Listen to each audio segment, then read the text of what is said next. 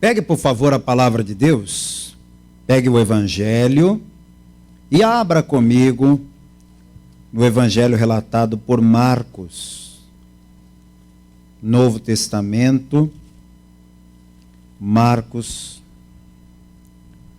capítulo 10. Eu quero ler com você somente o versículo 17. Novo Testamento, Evangelho segundo Marcos, capítulo 10 e versículo 17. Localize, por favor, e assim que você localizar, dê glória a Deus para saber que você já achou. Marcos fica depois de Mateus. Você abriu a Bíblia ali no Novo Testamento, é o segundo dos 4 evangelhos. Marcos capítulo 10, versículo 17, diz a palavra de Deus: E pondo-se a caminho, correu para ele um homem, o qual se ajoelhou diante dele e lhe perguntou: Bom mestre, que farei para herdar a vida eterna? Vou ler outra vez. E pondo-se a caminho, correu para ele um homem, o qual se ajoelhou diante dele e lhe perguntou: Bom mestre, que farei para herdar a vida eterna? Eu vou ler esse versículo pela terceira vez e quero ouvir cada pessoa que está comigo aqui na sede da Paz e Vida em João Pessoa, na Paraíba, repetindo em seguida, em bom tom e alta voz. E pondo-se a caminho, correu para ele um homem, o qual se ajoelhou diante dele e lhe perguntou: Bom mestre, que farei para herdar a vida eterna? Quantos de vocês creem que esse livro aberto é a boca de Deus falando conosco?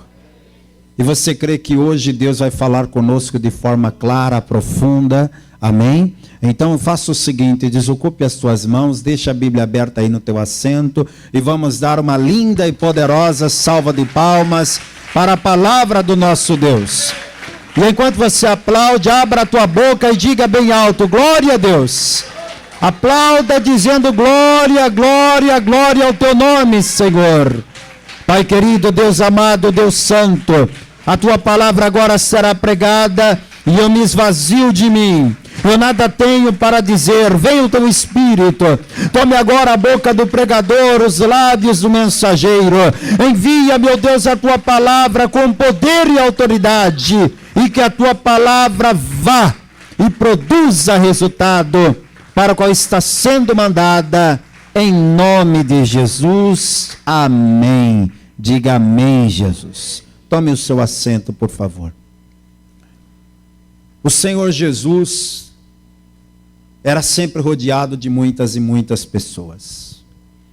Era gente de todo tipo, homens, mulheres, idosos, crianças, mas infelizmente, por uma questão social da época, a grande maioria das pessoas que procuravam Jesus eram pessoas pobres. E a pobreza daquelas pessoas se percebia facilmente. Infelizmente, o pobre não consegue esconder a pobreza. Não consegue. Aquelas pessoas que procuravam Jesus eram pobres. Haviam exceções? Sim, poucas. Mas a grande massa que procurava Jesus era constituída de pessoas pobres. Pessoas que viviam de trabalhos comuns, com uma renda baixa. Muitos passavam algumas dificuldades até para manter-se de forma simples. Até para viver uma vida comum era difícil para algumas dessas pessoas. Mas diz a palavra que teve um dia que Jesus estava pregando e um homem chegou. E quando esse homem chegou, a sua feição destoava das outras pessoas. Quem olhou para aquele homem chegando assim, mediu ele de cima a baixo e disse assim: esse homem não é como a maioria. Quem olhou para aquele homem, observou na pele dele e disse assim: olha, a pele desse homem não é uma pele queimada de sol, de quem trabalha na roça, de quem trabalha no campo. Olharam as mãos daquele homem e ele não tinha mãos calejadas de quem trabalha no pesado. Pelo contrário, ele ostentava anéis de ouro nos dedos. Aquela mão bonita, delicada, sabe? Bem tratada. Quando olharam para aquele homem, ele se vestia como um príncipe. Não era aquela roupinha surrada, igual a de todo mundo. Não, a roupa dele parece que era feita sob medida. Num tecido que parece que só os reis usavam. Quem olhou aquele homem falou assim: não precisa dizer nada. Esse homem aí é rico. Só de bater o olho nele eu já percebi, ele é rico. E todo mundo que viu aquele jovem chegando, percebeu que ele não era pobre. Percebeu que ele não era uma pessoa comum. Que ele era de uma classe social privilegiada. Aí veio a pergunta na cabeça das pessoas: bem, a maioria das pessoas que estão aqui porque estão precisando de algum socorro, de algum milagre, de alguma ajuda de Jesus. Olhavam para o lado, viam uma quantidade enorme de pessoas doentes. Mas quem olhava para aquele rapaz, não via nele nenhuma aparência de doente. Pelo contrário, ele esbanjava saúde. Olhava para o outro lado, que eles viam um monte de gente necessitada, carente, pobre. E aí olhavam para ele e diziam: pobre, ele também não é. Então o que ele está fazendo aqui? O que ele precisa então? Porque olhando para ele, ele não aparenta precisar de nada. Ele é um homem bonito, bem vestido, rico, saudável. O que ele está fazendo aqui então? Mas ao mesmo tempo ele não é nenhum dos religiosos, então parece que veio aqui assistir o culto. Quem olhou para aquele homem ficou meio encarando ele assim, como se ele fosse um estranho no ninho. Mas de repente aquele homem rico e bem vestido e com uma aparência de príncipe toma uma atitude que surpreende todos. O versículo que eu li para você diz que ele se ajoelhou diante de Jesus. E ajoelhar para nós brasileiros é muito comum, a gente se ajoelha até de brincadeira, né? Aí às vezes o rapaz quer pedir a mão da moça, aí ele ajoelha na frente dela, faz aquela cena, não é? A gente ajoelha por qualquer coisa. O povo judeu não. O povo judeu só se ajoelha se for diante de Deus. Eles têm um respeito muito grande por esse símbolo, por esse gesto de se prostrar, de se ajoelhar. Mesmo que a vida da pessoa corra risco, ela não dobra o joelho. Você lembra da história lá dos amigos de Daniel? Lembra? O que aconteceu? Tinha que se prostrar diante da imagem, senão era lançado na fornalha de fogo ardente. E eles disseram: pode jogar no fogo, porque nós não vamos ajoelhar não, diante de imagem nenhuma. Por aí você vê a seriedade de dobrar o joelho para aquele povo. E esse homem que a Bíblia chama na epígrafe de texto de jovem, é provável que ele tivesse lá, sei lá, uns 25 anos, 30 anos. Esse jovem chega diante de Jesus e faz o quê? Se prostra. Ora, se o judeu só se prostra diante de Deus, e esse homem está se prostrando diante de Jesus, o que ele está mostrando com a sua atitude? Que ele reconhece Jesus como Filho de Deus. E aí ele faz uma pergunta que revela o porquê que ele está lá. Ele pergunta para Jesus: bom mestre, que farei para herdar a vida eterna? Aí quando ele fez essa pergunta, ele deixou bem claro o que ele estava fazendo lá. Ele não foi lá atrás de cura. Ele não foi lá atrás de uma porta aberta.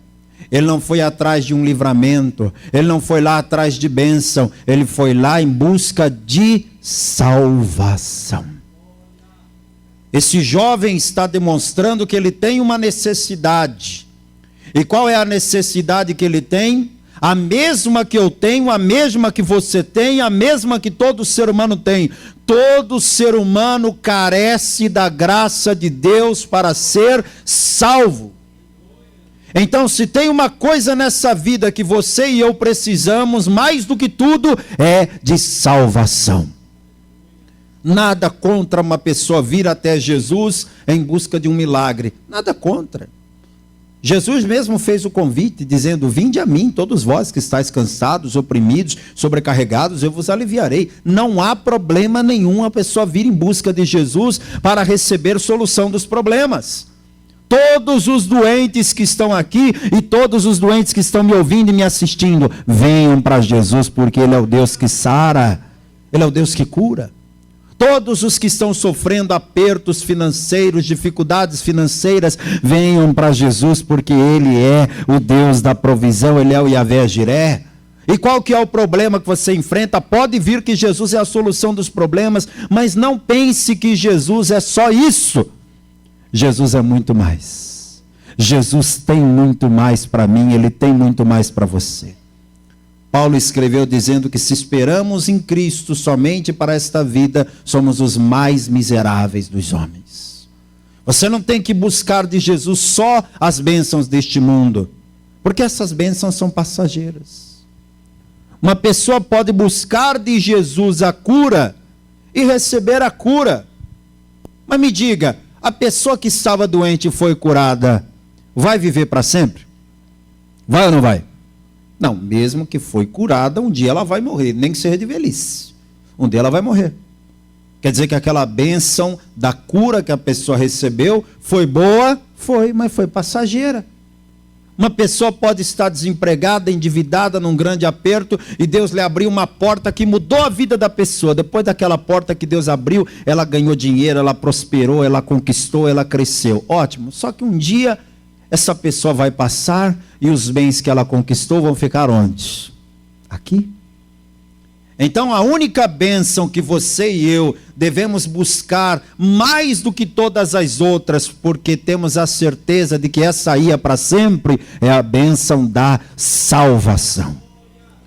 Eu quero te dizer uma frase que eu quero que fique gravada na tua mente, na tábua do teu coração. Por favor, não se esqueça nunca mais dessa frase. A salvação é uma bênção que você e eu conquistamos aqui na terra, mas que nós vamos levar para a eternidade. É a única bênção que você conquista na terra e leva para a eternidade. Todas as outras bênçãos você recebe aqui na terra e fica aqui na terra. Você pede para Deus te arrumar um bom companheiro, uma boa companheira, e Deus vai te abençoar na tua vida amorosa, e você vai casar e vai ser feliz e ótimo. Mas um dia morre, e aí acaba o casamento, aí acaba a união. Você pede para Deus te abençoar com um emprego, Deus te abençoa com um emprego, mas um dia a tua existência terrena vai passar e o que você conquistou fica aqui para outra pessoa. Um dia você vai receber bênçãos e mais bênçãos, mas todas vão ficar aqui. Mas a salvação não. A salvação é uma bênção que você conquista nesta terra e vai partir desse mundo com a certeza de que esta bênção vai durar para toda a eternidade. Vamos aplaudir o Deus Todo-Poderoso. Sabe, minha gente? Sabe o que eu imagino? Eu imagino que quando aquele jovem rico chegou para Jesus e falou assim: o que eu faço para herdar a vida eterna? Eu acho que Jesus olhou para todo mundo e falou assim: até que enfim, alguém finalmente me procura por causa disso. Puxa vida, eu achei que isso nunca ia acontecer, que eu nunca ia ouvir isso. Alguém me procurando para receber salvação, finalmente. Oh, meu filho, ganhei o dia com essa pergunta tua. Você quer saber o que fazer para ser salvo? Você veio aqui para procurar salvação? Que maravilha! Alguém também quer alegrar Jesus? Quem veio aqui por causa da salvação? Você está interessado na salvação? Não vamos ser hipócrita não, que a gente quer as outras bênçãos também. Mas acima de tudo, quem quer muito ser salvo? Quer demais, eu quero muito. Pois é.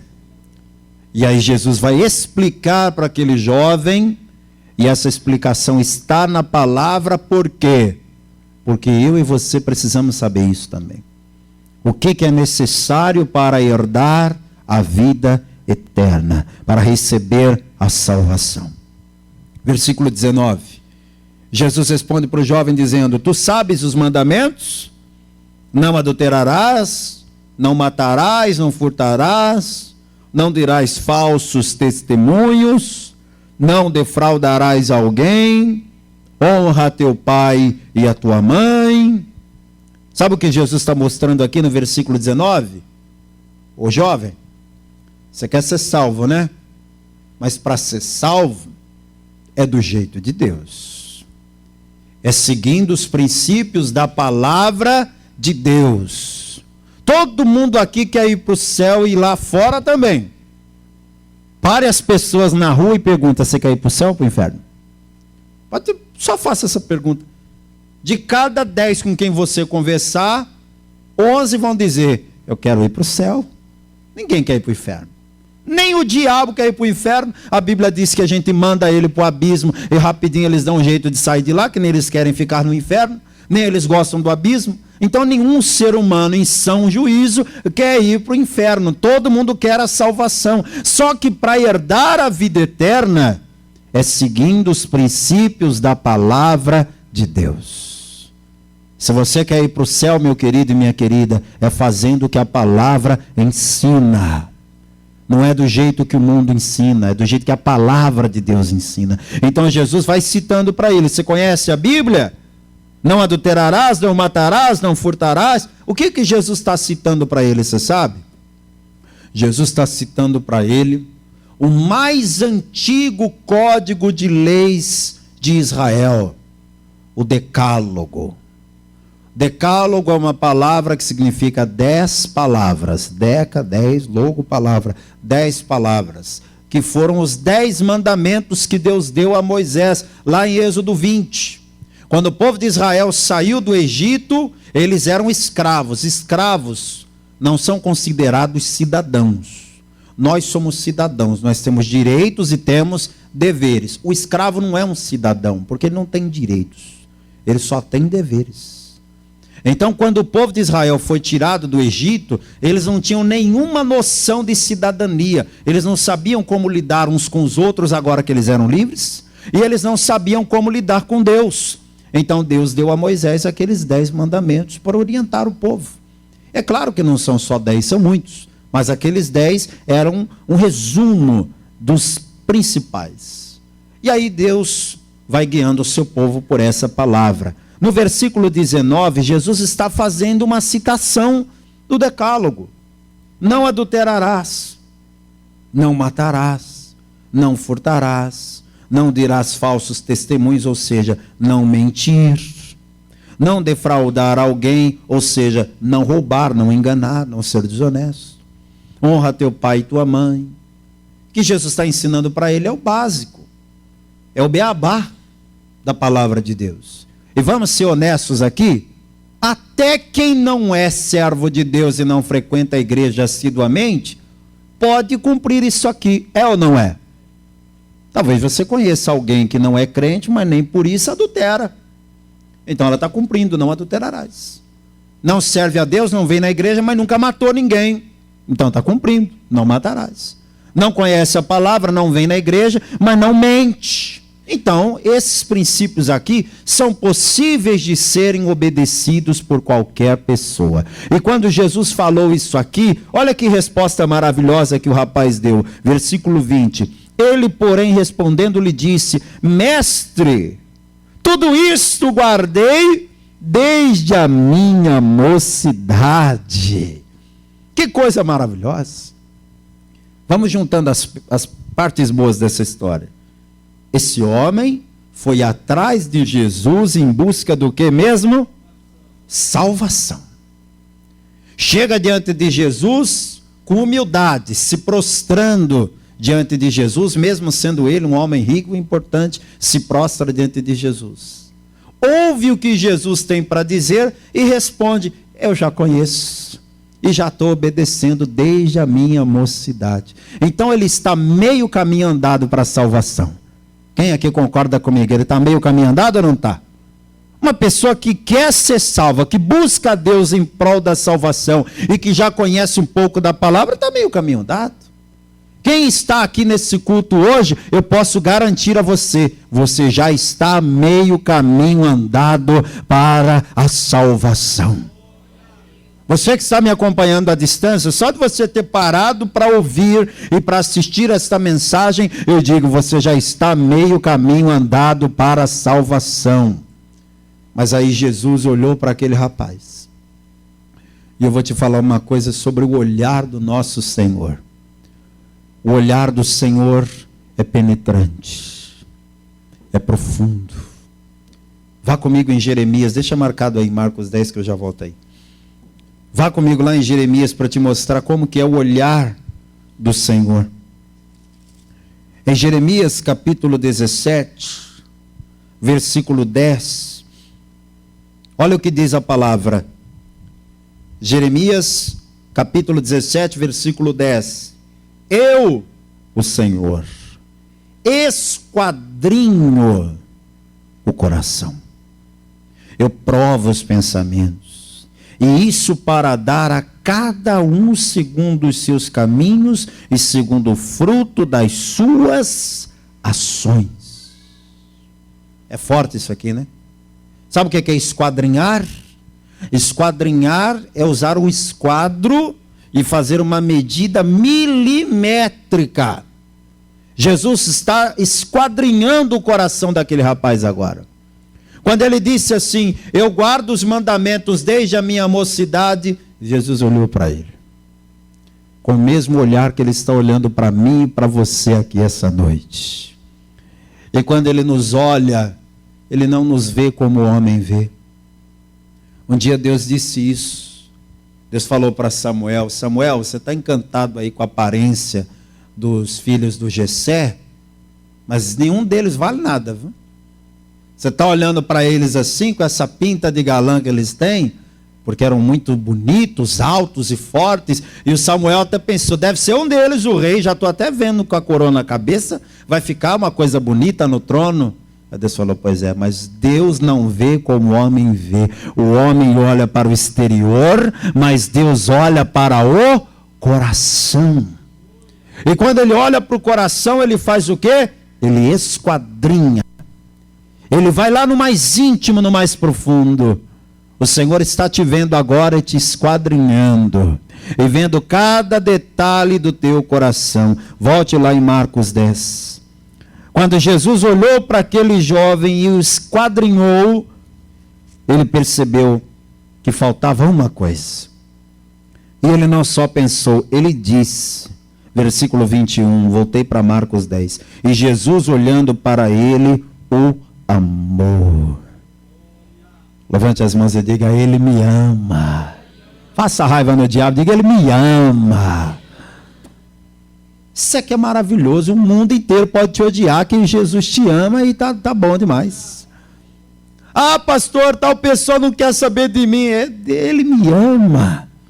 Jesus te ama, Deus te ama. O diabo pode te odiar, não tem problema, Jesus me ama, tá bom, tá ótimo. Ah, pastor, tem alguém que tem raiva de mim, que tem inveja de mim, que quer o meu mal, mas ele te ama. E isso é o que importa. Jesus olhou para ele e o amou. É como se o evangelho estivesse dizendo assim, Jesus olhou para ele e falou, essa alma é preciosa, essa alma aí eu não perco. Esse eu vou salvar hoje. Ele veio até mim em busca de salvação, ele já conhece um pouco da palavra, esse aí já está meio caminho andado, essa alma eu não vou perder, eu vou ganhar essa alma. E Jesus olhando para ele, o amor, ele disse, falta-te uma coisa. Eu vou pedir agora que toda a igreja, por favor, pegue uma caneta e grife esta frase de Jesus, falta-te uma coisa. E agora repita, falta-te uma coisa. Jesus olhou para aquele jovem e viu que faltava uma coisa. E eu já vou lhe dizer o que faltava. Mas antes eu preciso dizer que todo mundo aqui se enquadra nessa frase de Jesus. Falta-te uma coisa. Para mim, para você, para todos nós. Pode ser que o que falta para mim não é o mesmo que falta para você. O que falta para você talvez não é o mesmo que falta para a pessoa do lado. Mas te falta alguma coisa. E aquilo que te falta, o Senhor veio aqui para te entregar nesta noite. Para que você não fique mais incompleto. Para que aquilo que está lhe impedindo a salvação não lhe impeça mais. E Jesus, olhando para ele, o amou e lhe disse: falta-te uma coisa, vai e vende tudo quanto tens e dá aos pobres, e terás um tesouro no céu, e vem e segue-me. Mas ele, contrariado com essa palavra, retirou-se triste, porque possuía muitas propriedades. Quando Jesus disse para aquele rapaz: falta-te uma coisa, faz o seguinte, pega o que você tem, vende e dá aos pobres. Analise comigo, quem não conhece a palavra e quem lê isso aqui pela primeira vez, eu não lhe julgo se for essa a tua sensação, se você pensar dessa forma. Mas quem não conhece bem a palavra vai olhar isso aqui e vai dizer: ah, eu achei que Jesus era diferente, mas estou vendo que Jesus é igual a muitos de hoje. Jesus ficou de olho na grana do rapaz. Quem não conhece a palavra pode interpretar mal. Mas quem conhece um pouquinho do Senhor Jesus aqui, quem conhece um pouquinho da palavra, sabe que aquilo não era para valer. Quando Jesus disse assim: vende tudo que você tem e dá aos pobres, aquilo ali a gente já viu antes. Aquilo ali era mais ou menos igual ao Senhor dizendo assim: Abraão, pega o teu único filho Isaque que você ama e leva lá no Monte Moriá e sacrifica. Aquilo era o que, gente? Era um teste. Era uma prova. E esse rapaz passou na prova? Não. Quando ele ouviu Jesus dizendo: vende o que você tem, desfaça do que você tem, para você ter um tesouro no céu, ele que estava com semblante tão aberto, com coração tão disponível para receber a palavra, quando tocou no assunto do dinheiro dele, dos bens dele, das riquezas dele, ele virou a cara na hora. Ele ficou contrariado, diz a palavra, indignado, e saiu pisando duro e reclamando: que é isso, a gente veio aqui querendo salvação, aí esse homem quer tirar o que eu tenho, que é isso, não volta aqui nunca mais. O que Jesus viu? O que você precisa ver. Você precisa ver que o que faltava para aquele homem, anote aí agora, era se desprender das coisas deste mundo para se ligar ainda mais nas coisas de Deus. Era isso que faltava. Jesus queria tirar a riqueza daquele homem? Não. Jesus estava de olho nos bens daquele homem? Não. Jesus não vai ter só esse homem rico no caminho dele. Outras pessoas ricas vão passar no caminho de Jesus e ele nunca quis aproveitar da riqueza de ninguém. Só que Jesus está usando esse momento para mostrar para aquele jovem que o que lhe impedia de ser salvo era o apego que ele estava tendo às coisas deste mundo. E isso aí é o problema de muita gente hoje. Nós estamos vivendo num mundo onde as pessoas são extremamente materialistas, onde hoje vale muito mais o ter do que o ser. Às vezes a pessoa não é quase nada, mas tem. E porque ela tem, ela é aceita, ela é benquista, ela é recebida, não por aquilo que ela é, mas por aquilo que ela tem. O mundo abre as portas para quem tem, não para quem é. Essa é uma verdade, mas no reino de Deus não funciona assim. Se você quer a salvação, quem ainda quer a salvação? Ainda quer? Se você quer a salvação, entenda que para herdar a salvação, para herdar a vida eterna, haverão momentos em que você vai ter que se desprender do mundo e das coisas que o mundo oferece para alcançar um bem maior, que é a salvação. Jesus contou uma parábola que eu acho linda, é uma parábola bem curtinha, Vá comigo, por favor, em Mateus, capítulo 13. Olha a parábola que Jesus contou. Também o reino dos céus é semelhante a um tesouro escondido num campo, que um homem achou e escondeu. E pelo gozo dele vai e vende tudo quanto tem e compra aquele campo. Pastor, não entendi não, me explica, eu vou te explicar. Na época de Jesus, existiam bancos. Sim, existiam. Existiam bancos, existiam banqueiros, mas não era para todo mundo. Quem colocava dinheiro no banco, ouro e prata no banco? Somente os ricos. As pessoas mais simples, elas não tinham acesso a esse tipo de sistema. Então era muito comum na época da Bíblia, uma pessoa colocar dentro de um baú as suas coisas mais preciosas. Então nesses baús as pessoas colocavam joias, roupas caras, colocavam bens, moedas de prata, moedas de ouro, enfim, tudo que a pessoa tivesse de valioso, ela colocava ali. E aí o que ela fazia? Escondia dentro da própria casa, do próprio terreno, da própria fazenda, num canto que só ela sabia. O problema é, ninguém vive para sempre, vive? Não, aí essa pessoa morria, e quando essa pessoa morria, o que acontecia?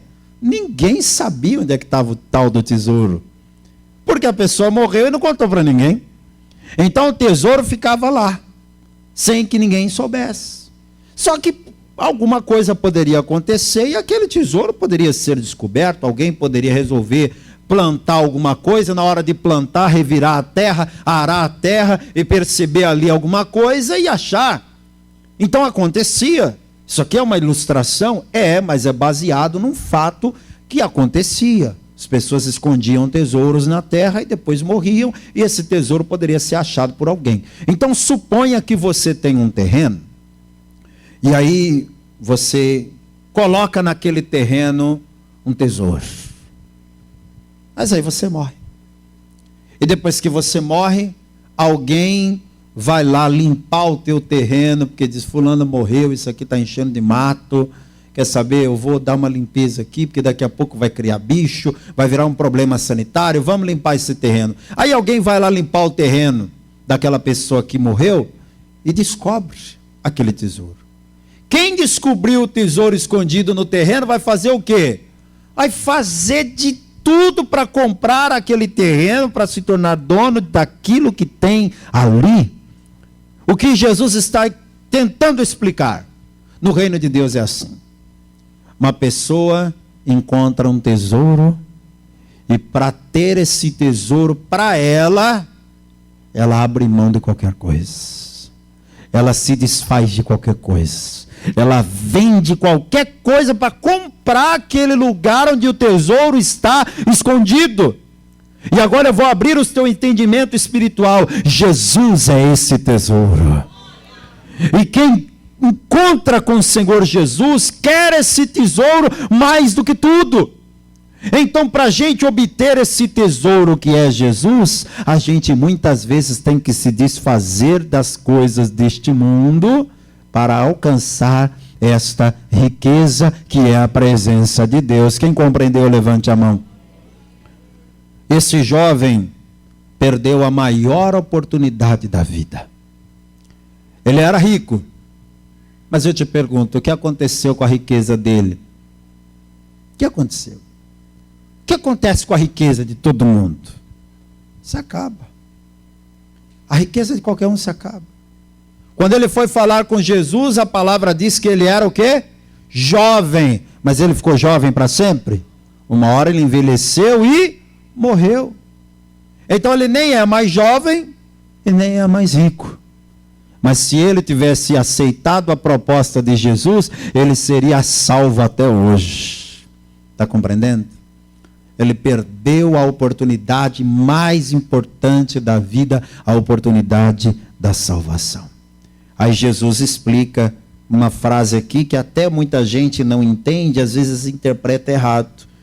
Jesus disse aqui em Marcos 10, versículo 23, então Jesus, olhando ao redor, disse aos seus discípulos: quão dificilmente entrarão no reino de Deus os que têm riquezas. E os discípulos se admiraram dessas suas palavras, mas Jesus, tornando a falar, disse-lhes: filhos, quão difícil é para os que confiam nas riquezas entrar no reino de Deus. Jesus falou e depois explicou. Não é que o reino de Deus é contra a riqueza, porque se fosse, a Bíblia estaria se contradizendo. Abraão era rico, Jacó era rico, Isaac era rico, Davi era rico, Salomão era rico. Então nem por isso deixaram de ser salvos. Então não há problemas em ter riquezas. Mas Jesus falou quão dificilmente é para aqueles que confiam nas riquezas entrar no reino de Deus. O que você não pode é tirar o teu coração de Jesus. Quem compreendeu essa mensagem? Esse jovem perdeu a maior oportunidade da vida, a oportunidade da salvação. O que faltava para ele? Faltava tirar o coração das coisas deste mundo e colocar o coração em Deus. Qual foi a frase que Jesus disse? Falta-te uma coisa. Agora vamos deixar de falar do jovem rico, vamos falar de nós. Falta-te uma coisa. E o que é que te falta? Agora pergunta para você, o que é que te falta, meu querido e minha querida? Falta-te uma coisa. Entregar tua vida para Jesus, recebê-lo como único, suficiente, exclusivo e eterno Salvador, porque você já ouviu quantas pregações, você já ouviu quantos apelos, por qual razão que até hoje você não levantou a tua mão e entregou tua vida para Jesus? Falta-te uma coisa. Você quer ser salvo, mas não quer entregar a vida para Jesus? Você não vai conseguir salvação, porque só Jesus que salva. Falta-te uma coisa, o quê? Batizar nas águas. Jesus disse que quem crê e for batizado será salvo. Você não quer ser salvo? Tem que ser batizado. Ah, pastor, mas eu não batizei ainda porque eu não estou preparado. Batismo não é preparo, é fé. É reconhecer que você precisa do perdão de Deus, se arrepender dos seus pecados e cumprir a justiça do Pai. Falta-te uma coisa. O que é que te falta, hein? Você já é salvo, você já está na igreja, você já se entregou a Jesus. O que é que te falta? Falta você ir e pregar o evangelho a toda criatura. Você está esperando o quê? Para se tornar um obreiro, para se tornar um pregador do evangelho, para começar a ganhar almas? Falta-te uma coisa. O que é que te falta? Faça hoje. Faça hoje o que é que está te faltando, porque Jesus está às portas. Enquanto esse jovem rico aqui teve a oportunidade da salvação e desperdiçou por causa das riquezas, se você for no outro exemplo que eu vou lhe dar agora, já estou caminhando para o final da mensagem, mas eu quero te mostrar que é possível uma pessoa nas condições que aquele jovem vivia, uma pessoa rica, uma pessoa que não tem doença, que não está com problema financeiro, que a vida está muito bem, obrigado, trocar tudo para ter a salvação. É possível. Quer um exemplo? Lucas 19. Em Lucas 19, Jesus está entrando numa cidade muito famosa, muito conhecida, a cidade de Jericó. E quando ele está entrando em Jericó, diz a palavra que um homem muito rico da cidade de Jericó, chamado Zaqueu, queria tanto ver Jesus que ele disse assim: eu vou fazer o que for preciso para ver esse homem passar pertinho aqui. Aí ele começou a olhar e pensou: o que eu vou fazer? Ele subiu em um sicômoro. Se um dia você for a Israel, você vai conhecer o sicômoro. E eu garanto para você que se você tiver que subir numa árvore nessa vida, você não vai escolher o sicômoro de jeito nenhum. Porque pinica até a alma, viu? Tem espinho demais. É uma árvorezinha ingrata para subir. Não é uma boa opção. Só que ele queria tanto ver Jesus, que ele olhou para aquele sicômoro e falou: eu encaro. Eu vou me arranhar todo, mas eu vou ver ele passando. Eu vou ficar coçando o dia inteiro, mas eu vou ver ele passando. E diz a palavra que Zaqueu subiu naquele sicômoro e ficou pendurado lá na árvore, agarrado num tronco, olhando para baixo para ver Jesus passar. Ele achou que só ele iria ver Jesus. Só que Zaqueu não sabia, e muita gente não sabe, é que antes de você olhar para Jesus, ele já estava te vendo, ele já estava te olhando.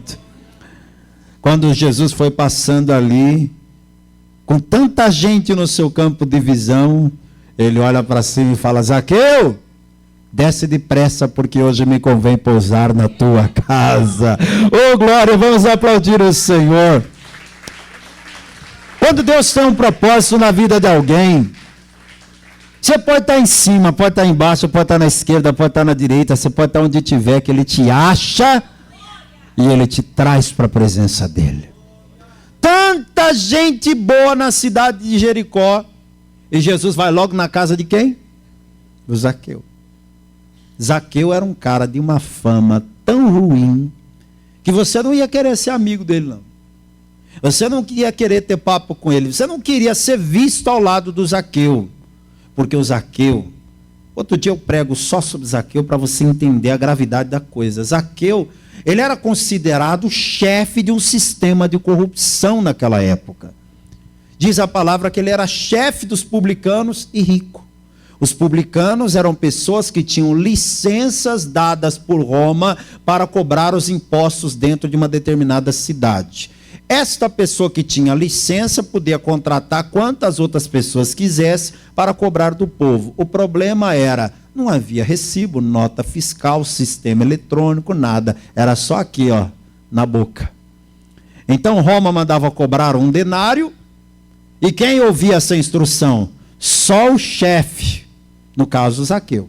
Zaqueu tinha as reuniões em Roma, e eles diziam: cobre lá na tua cidade de Jericó 1 denário de cada cidadão. Aí o Zaqueu dizia: pode deixar comigo. Aí ele chegava em Jericó, chamava 100 pessoas e dizia: vocês vão passar de porta em porta cobrando 2 denários de cada um. E aí eles cobravam 2 denários e traziam aquele dinheiro para Zaqueu. E Zaqueu fazia o quê? Embolsava 1 de cada cidadão, pegava o 1 que ele cobrou de cada pessoa, levava para Roma. Quando ele chegava em Roma, ele ainda recebia o salário dele. Ou seja, ele enriquecia de uma forma exorbitante. Todo mundo desconfiava que ele roubava, mas ninguém conseguia provar nada. Então Zaqueu era odiado. Zaqueu era realmente a última pessoa com quem um homem santo como Jesus deveria se reunir. Só que Jesus uma vez explicou uma coisa que muita gente não entendeu e não entende até hoje. Jesus veio para buscar e salvar todo aquele que se havia perdido. E ele uma vez disse: quem precisa de médicos são os doentes. Os sãos não precisam, são os doentes que precisam. Então me responda, o evangelho é para quem? Só para gente boa, religiosa e bonita? O evangelho é para o perdido. O evangelho é para o viciado, o evangelho é para o drogado, o evangelho é para o pecador da pior espécie. Jesus veio para salvar a todos. Se ele fosse se preocupar com a sua honra, ele não iria na casa de Zaqueu, mas Jesus estava lá preocupado com a salvação daquela alma. Então ele foi. Zaqueu mandou preparar um banquete e Jesus sentou à mesa dele. E sabe qual é o mais lindo de tudo? Quando estava só ele e Zaqueu assentados à mesa, Jesus não precisou apontar o dedo no nariz dele e dizer assim: você engana Jericó inteira, mas a mim você não engana, seu ladrão, seu corrupto. Você pensa que eu não sei as coisas erradas que você faz? Você vai queimar no fogo do inferno. Jesus não disse nada. Nada. Só a presença de Jesus na casa de Zaqueu foi suficiente para causar em Zaqueu um fenômeno chamado arrependimento. Meu querido e minha querida, quer ganhar a tua família para Jesus? Quem quer ganhar? Então leva Jesus para a tua casa. Porque só a presença de Jesus na sua vida e na tua casa vai fazer com que as pessoas à tua volta se sintam consternadas, arrependidas e quebrantadas. Aí Jesus, sentado à mesa com Zaqueu, vai escutar ele dizendo, versículo 8, estou em Lucas 19, diz a palavra: e levantando-se Zaqueu, disse ao Senhor: Senhor, Eis que eu dou aos pobres metade dos meus bens, e se em alguma coisa tenho defraudado alguém, o restituo quadruplicado. E disse-lhe Jesus: hoje veio o que, minha gente? A salvação a esta casa, pois também este é filho de Abraão, porque o Filho do Homem veio buscar e salvar o que se havia perdido. Vamos aplaudir o Senhor. Toda a igreja de pé, por favor. O que Zaqueu fez, o que o jovem rico teve a oportunidade de fazer e desperdiçou. Zaqueu trocou tudo para ter a salvação. Zaqueu entendeu que ele encontrou um tesouro, o tesouro da vida eterna, e ele disse consigo: eu não vou desperdiçar esse tesouro, eu não vou desperdiçar esta oportunidade. Feche os teus olhos agora, por favor. Se você que está aqui nesta noite ainda não entregou a tua vida para Jesus, hoje é o dia, e essa é a hora para você entregar a tua vida a Ele, ter o seu nome no livro da vida. Há alguém aqui entre nós que quer receber hoje a Jesus Cristo como único Senhor, como único Salvador? Levante agora a sua mão bem alto. Pastor Ademir, eu sou essa pessoa. Eu quero entregar minha vida para Jesus hoje. Eu quero recebê-lo hoje como meu Senhor e Salvador. Tem alguém que quer fazer isso? Segundo apelo que eu vou fazer, preste atenção. Se você já entregou a vida para Jesus, mas se afastou da casa do Pai, se afastou da presença de Deus, é tempo de voltar. É tempo de se reconciliar com Jesus. Você está afastado? Está afastada? Quer voltar para Jesus? Quer se reconciliar com Jesus? Então levante agora a sua mão bem alto junto com a minha, que eu vou orar por você. Eu vou fazer um terceiro apelo, e esse apelo é especialmente para você que está me acompanhando à distância. Você que está me ouvindo agora pela rádio, me ouvindo pela internet, me assistindo pelo meu canal do YouTube, PR Ademir Pereira. Eu não sei como essa mensagem chegou até você. Mas se agora você quer a vida eterna, se assim como aquele jovem você está interessado na vida eterna, eu estou lhe dizendo qual é o caminho. O caminho é Jesus. Receba Ele hoje como teu único Senhor, como teu único Salvador. Faça o seguinte, aí onde você está, ore junto comigo. Você pode dobrar os teus joelhos aí na tua casa. Você pode dobrar os teus joelhos aí no seu ambiente de trabalho. Não sei em que lugar você está me acompanhando, mas se for possível, faça como eu vou fazer agora. Dobra os teus joelhos aí onde você está. Coloque a mão assim na altura do teu coração. Mesmo que você não possa se ajoelhar, você pode pôr a mão sobre o coração e pode orar comigo? Então ore, diga sim: meu Deus e meu Pai, eu ouvi a tua palavra e eu quero muito a salvação. Eu quero muito herdar a vida eterna. Por isso te peço, perdoa os meus pecados, apaga as minhas iniquidades, escreve meu nome no livro da vida e me dá forças para perseverar até o fim na tua presença, em nome de Jesus. Deixa que eu vou orar agora por você. Meu Deus e Pai Todo-Poderoso, onde tiver alguém entregando a vida para Jesus nesse momento, onde tiver alguém voltando para a casa do Pai nesse momento, perdoa os pecados desse homem, dessa mulher, escreve esse nome no livro da vida, fortalece esse que está fraco, levanta esse que está caído, dá vigor a esse que já não tem vigor, e que esta pessoa, depois desta oração, depois desta palavra, se sinta com as forças revigoradas para caminhar na tua presença até o fim, em nome de Jesus, que assim seja feito. Amém. E graças a Deus, glória a Deus. Igreja, vamos aplaudir a Jesus. Parabéns pela tua decisão, fique firme na fé.